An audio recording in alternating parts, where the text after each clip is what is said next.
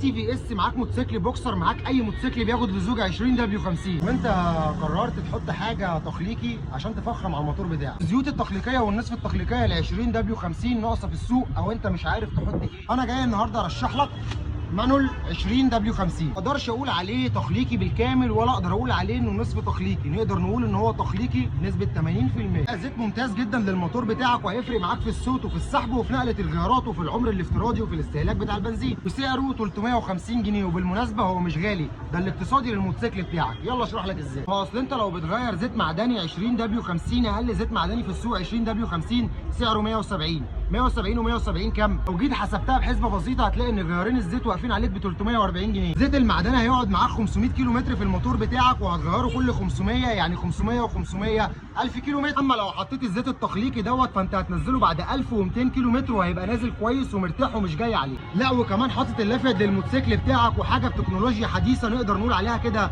حاجه هيلسي جوه الموتور. العاده لو عندك اي سؤال اساله. انا احمد السويسي، كل يوم فيديو جديد على عرض جديد ومعلومه جديده، فعشان يوصل لك كل جديد اعمل لنا متابعه. سلام.